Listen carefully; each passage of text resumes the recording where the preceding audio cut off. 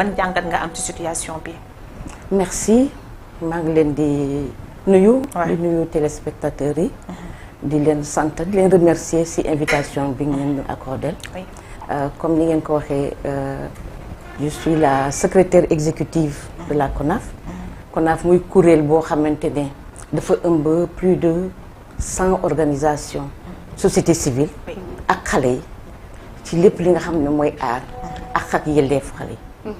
donc structure la bi nga xam ne dañ ko créer pour que muy def suivi recommandation yi nga xam ne wala engagement yi nga xam ne état du Sénégal jël na ko. d'accord pour protéger les enfants. alors ci li xew fan yi Sénégal ban gis-gis nga ci am. alors gis-gis bu ma ci am moom mooy war nañu taxaw seetlu. ci naka la ñuy aaree xale yi. d'abord balaa may wax quoi que ce soit sama gis mooy je suis au regret. en tant que mère, en tant que éducatrice, en tant que protectrice des enfants ñu toll ci situation bu mel nii. ay jéego war nañ ko def parce que xale xamul dara. xale comme ni ñu ko waxee c'est un don de Dieu. xale ni ñu ko waxee ne war nañu am attention bu war ci moom. donc situation bi waruñu fi woon toll parce que am na ay pouponnières yu bëri. yi am na ay dispositifs yi nga xamante ne état bi mettre na ko en place. am na une surveillance boo xamante ne communauté bi war na ko am. ci aar xale yi. bu lii amee amaan na mooy li nga xamante ne action bu baax la ci nit ki duggoon. mais bu fekkente ne xamuloo luy droit de l'enfant. parce que loolu mooy premier élément bi nga xam ne war nañ ko xalaat. boo xamul luy droit de l'enfant doo ci sóobu noonu. boo ci sóoboo tamit war nga mën a jël matuwaay yi war. pour nga xam lan mooy règlement bi. lan mooy dispositif yi nga xamante ne war nga ko jël. pour nga nekk dans les normes. parce que quand même am na ay normes yi nga xamante ne fii. sur la question de la protection et de la promotion des droits de l'enfant. mu ngi fii au Sénégal. donc yow boo ci engagé woo déjà c'est volontaire. mais également boo ci waree def dara war nga former sax sa bopp. effectivement. waaw donc pour man la demande peut-être elle est là. loolu aussi il faut ñu jànkat ko comment se fait-il que aujourd'hui ay pouponnières ñu bëri yoo xamante ne c'est des tiers ñoo ko yor. loolu dinañ ci ñëw sax tout à l'heure. voilà donc sama jàngat moom mooy ñi ciy dugg. war nañu mën a jege autorité centrale yi. pour xam lan mooy règlement bi.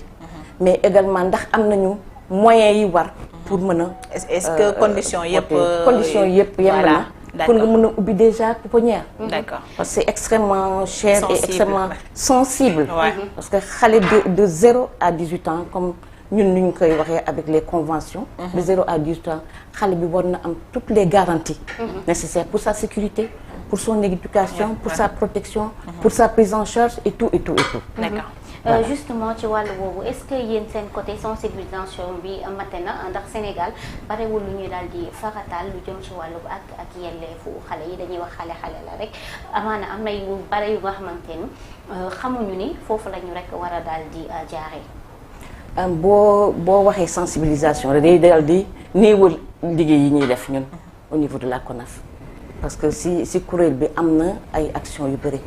dont la sensibilisation mais lu gën a am solo moom mooy le plaidoyer pour les mesures qui doivent être prises. parce que sensibilisation da nga koy jagleel communauté bi da nga koy jagleel ñii nga xamante ne ñoom ñoo nekk au niveau terrain au niveau local. mais am na benn pàcc boo xamante ne bu am solo. boo xam ne plaidoyer pour décideurs yi ñi mën a ñoom suivre li nga xamante ne ñoo ngi koy def au niveau local. mais suñu kuréel yi parce que wax naa leen ne. plus de 100 organisations la dañuy def sensibilisation bi au niveau local terrain parce que nous sommes répartis dans les 13 régions du Sénégal et am na sax ay organisations membres de la CONAF yi nga xamante ne sensibilisation accompagnement bi sax dañ koy def ci cadre li nga xamante ne loolu mooy suivi même pouponnières yi parce que am na ñi nga xamante dañuy liggéey avec les AEMO par exemple nga xamante ne loolu seen wàll la pour ñoom ñu mun def relais bi au niveau local. parce que am na ay structures yi nga xamante ne ci yooyu tamit la ñuy yëngu. mooy boo jëlee CDPE yi comme dispositif yi nga xamante ne teg nañ ko pour aar vraiment tout ce qui se passe au niveau communautaire. D'accord. Et foofu aussi la sensibilisation est portée D'accord. par les acteurs qui sont sur le terrain. D'accord, am na solo madame Léson tout à l'heure yaa ngi koy wax nee nga dañoo constaté que ni pouponnières yi dañoo bëri alors aussi tamit crèche aussi bëri nañ. Alors il y a des conditions pour ouvrir ces genres de pouponnières ou de crèches. Quelles sont les exigences? Exigences yi d'abord moom mooy yow en tant que nit bi bëgg a ouvrir. war nga mën a nekk am des conditions favorables parce que yu bëri dañuy louer. Déjà yow boo louer il faut nga am garantie bi pour que vraiment en temps réel doo nekk ci ay conditions de naka ngay fayee kër yi ou et cetera. waaw les conditions également mooy nga xam lan mooy ak yelleef. Les conditions moom mooy il faut nga am agrément parce que tey. mënuloo rek jëkki-jëkki ubbi nii ubbi centre pouponnière. munoo ko am na ñi nga xamante ne c'est le ministère de l'intérieur déjà moom mooy jox autorisation mais il y a le ministère de la justice moom tamit moo xamante ne moom mooy suivre pouponnières yi donc yooyu déjà yow da nga ko war a xam. pour nga garantir sa bopp sax déjà il faut que nga xam ne war nga am agrément bi nga xamante ne moom moo la war a permettre nga ubbi pouponnière. boo ubbee pouponnière ba pare lii nga xamante ne moo la war ci alimentation. ci santé xale bi. ci éducation xale bi. ci effectivement accompagner état bi pour bu fekkente ne dañuy def recherche.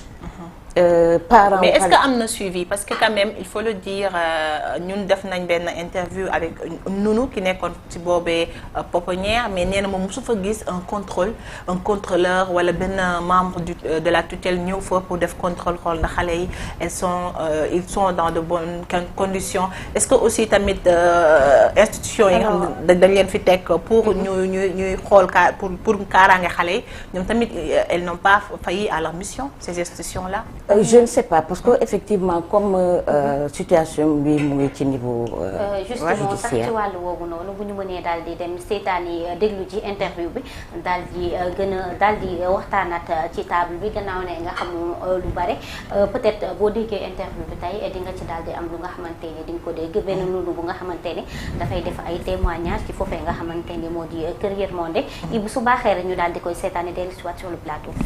Décembre bii ñu passé yàgguma fa nag. Yàggoo fa pourquoi? parce que conditions yi foofu c'était mauvais comme conditions yi baaxul woon mënu ma woon liggéey ci conditions yooyu. Déjà ma ñëw ci conditions yi ñaata xale ñoo nekkoon foofu. bi ma fay nekk man fi ma nekkoon parce que ñaari étage la man fi ma nekkoon foofu y avait 29 enfants. c'est 2 nuits. waaw. ci kaw moom bari woon na mais xaw ma ñaata la. d'accord léegi xale yi dañ leen départagé foofu lu tax ñu départagé leen ndax ñen ñooy nekk ci kaw ak yenn genre xale ñooy nekk ci suuf. dafa am xale yi nga xamante ni moom Ndéla ci wàllu boppam. mu koy yore mooy xale VIP. d'accord nga xam lañu. ñaata la 5 lañu. ñoom moom ils sont bien nourris. da leen di toppatoo mais ñi ci des moom yàlla xam ne mooy loolu. alors est-ce que mën nga ñu ñëwaatal nga wax ni lépp na condition yëpp pour ça ma bañ la takk. condition yi comme ni ngeen ko gisee ci vidéo bi loolu moo am dafa salte amul hygiène xale yi les enfants sont malades dañoo feebar léegi yow boo ko signalé feebar bi dafa naan ci Nounou yi la Nounou yi ñoo salte or ko du loolu ñi fa nekkoon ñëpp noonu lañu fekkee xale yi dañ ciy jéem ba sonn mais dara da ngay wax ba sonn di jéem daal li jënti xale yi toujours dafay naan microbe la Nounou yi la naa nga na sànni alors que demeewul noonu xale yi ñoo feebar rek ñoo feebar. alors xale yi dañoo feebar yan genre feebar la xale yi am ak aussi ñaata biberon lañ daan am projet.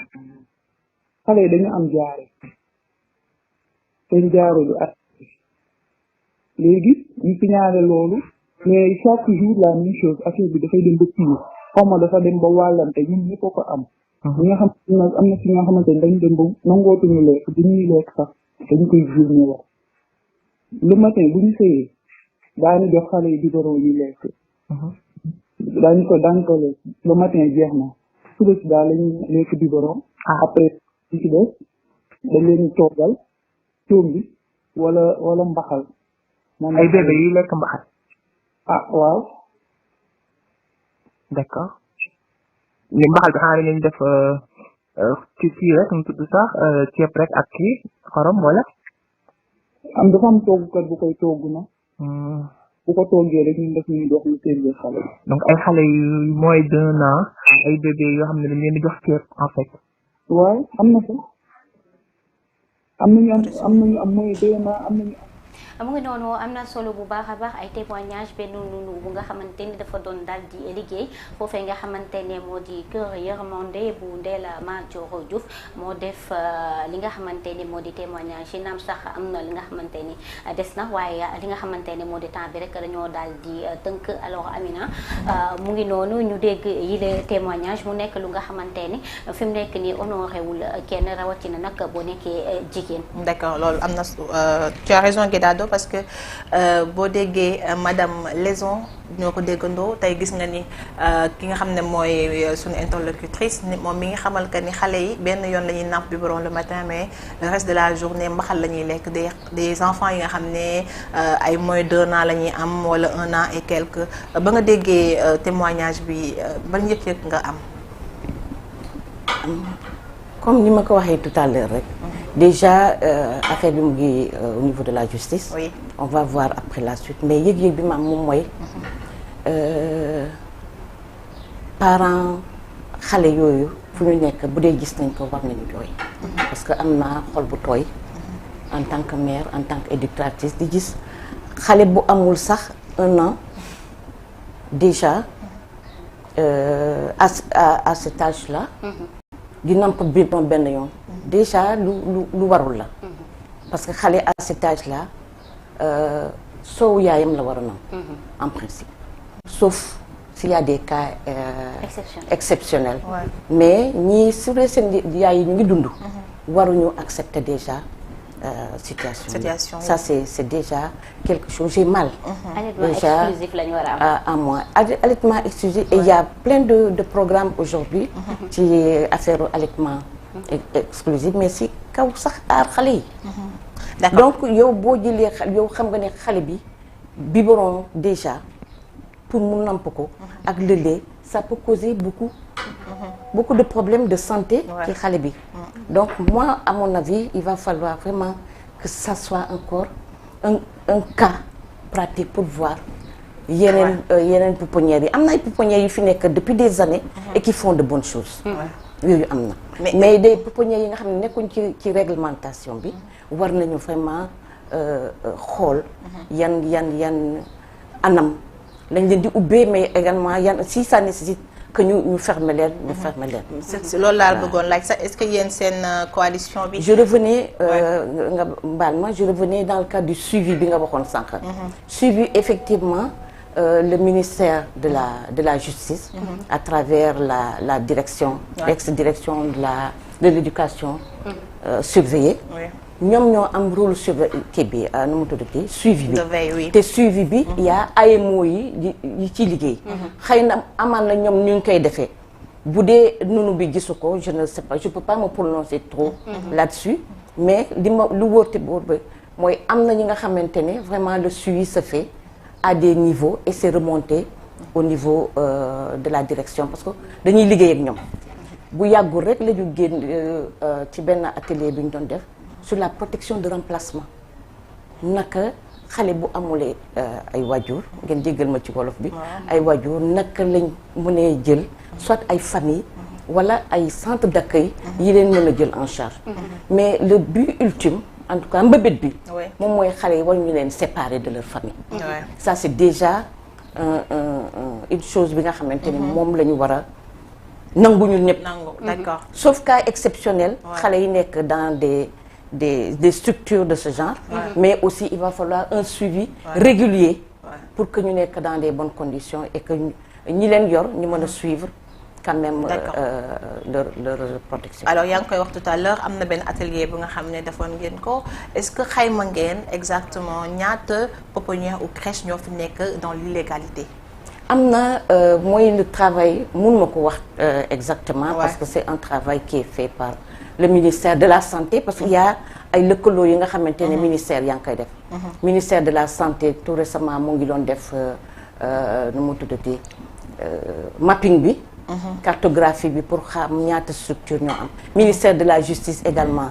def na ko ministère de la famille sax mu ngi koy def. parce que ñoom tamit yor nañu rôle aar ak yelleefu xale yi. donc li ñu constaté moom mooy il y a peu de structures institutionnelles officielles. donc yu gën a bëri association yi ñoo ko yor. parce que comme on dit état bi mënul def lépp.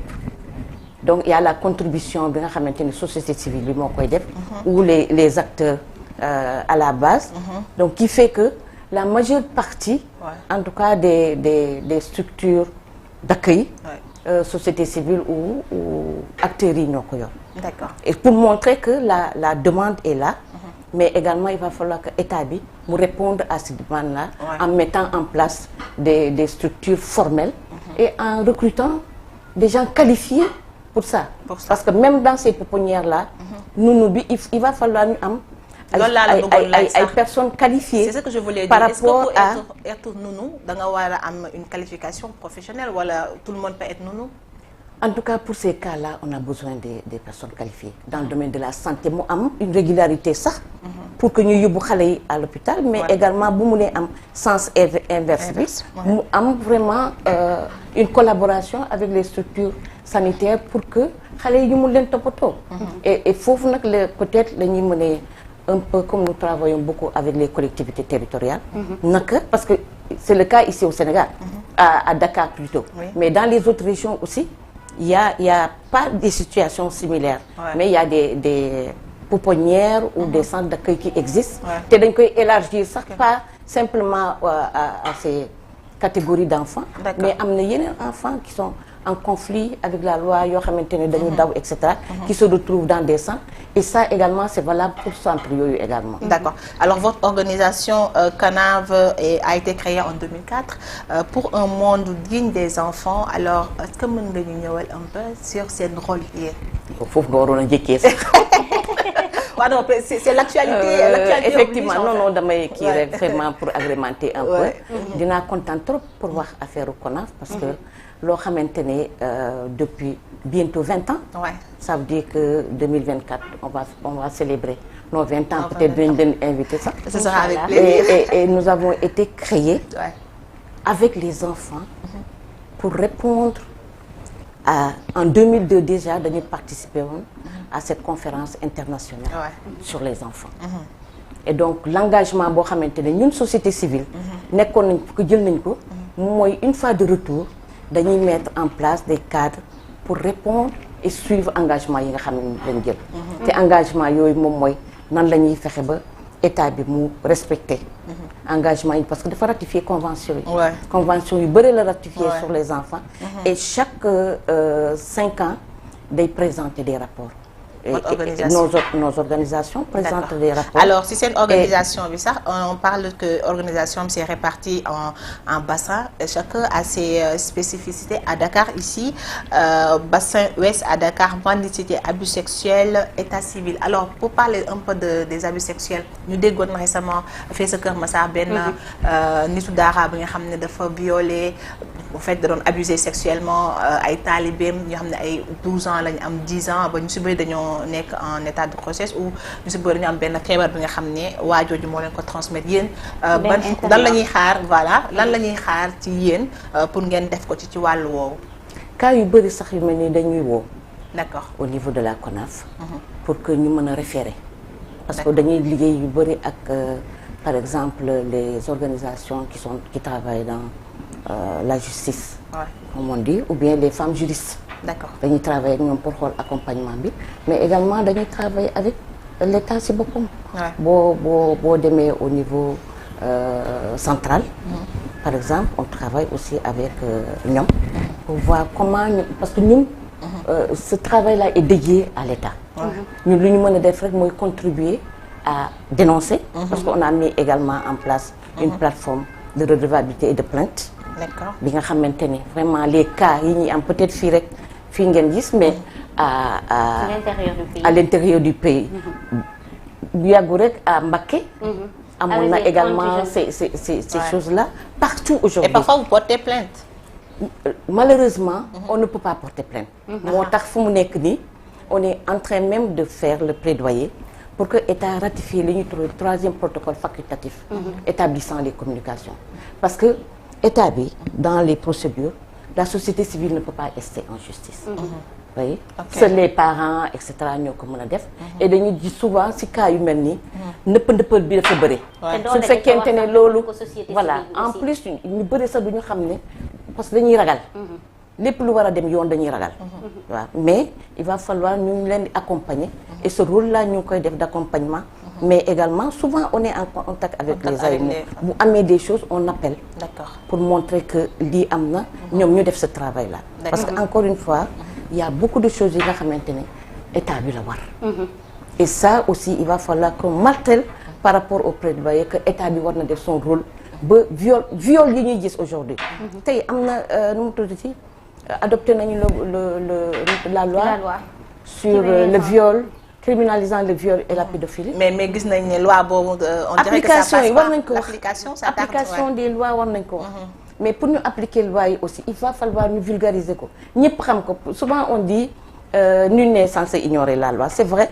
mais suñu parents yi am na ñu bëri yi nga xamante ne xamuñu loi bi donc il y a un travail vraiment d'information. de formation même. de renforcement des ci loolu la ñuy liggéey lu bëri ak xale yi. D'accord. parce que pour ñu changer. les paradigmes il faut que vraiment ñu waxtaan ak xale yi. D'accord. organiser leen de sorte que ñoom aussi ñu mën a jël relais bi. par rapport ak ba tey lu jëm ci wàllu càccub xale bare trop rap yi gis nañ fii xale bi nga xamante ne daal di woon nañ ko sàcc ci wàllu woowu ban taxawaay ngeen ci daal di am ci jamono ju nga xamante ne ñenn ci Sénégal yi sax dañuy faral di wax ni li nga xamante ne moo di période préélectorale dafay xaw a bare bu baax a baax. boo gisee ma tardé yegg si sax pas tardé. juste ma yegg si en courant.